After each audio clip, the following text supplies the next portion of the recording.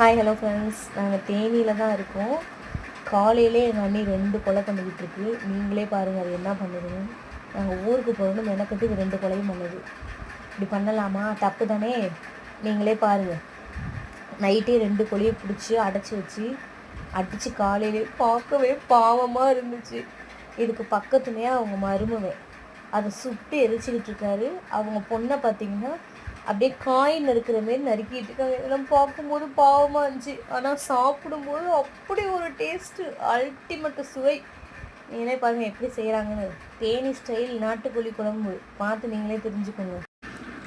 வெங்காயம், சின்ன வெங்காயம், தக்காளி, கொத்தமல்லி, பூண்டு, இஞ்செல்லாம் போட மாட்டாங்க. தேங்காய் இதெல்லாம் வதக்கி விட்டுட்டு நல்லெண்ணெய் ஊற்றி வதக்கிடுவாங்க. வதக்கி எடுத்து வச்சு அரைச்சி வச்சுருவாங்க தனியாக.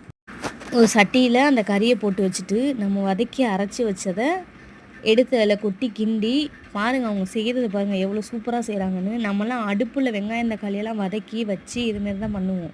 ஆனால் அவங்க எல்லாத்தையுமே ரெடி பண்ணிவிட்டு அதுக்கப்புறம் அந்த குண்டானை தூக்கி அடுப்பில் வச்சுட்டாங்கன்னா சூப்பராக இருக்கும். டேஸ்ட்டும் அப்படி ஒரு நம்ம வதக்கிறதுக்கு தேவையில்லை, எதுவுமே தேவையில்லை.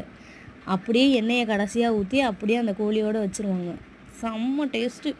அடிக்கும்போது பாவமாக இருந்துச்சு, ஆனால் சாப்பிடும்போது டேஸ்ட்டு. அது நாட்டுக்கோழி குழம்பு தேனி சைடு கிடைச்சா சும்மா விடுவோமா?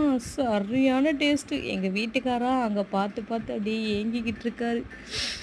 இப்படி ஒரு நாட்டுக்கோழி குழம்பு கிடைக்கலையே, எங்களுக்கு கிடைச்ச வாய்ப்பை நாங்கள் தவற விடுவோமா? சரியான டேஸ்ட்டு. நீங்களும் வாங்க சாப்பிட்லாம் எங்கள் ஊரில்.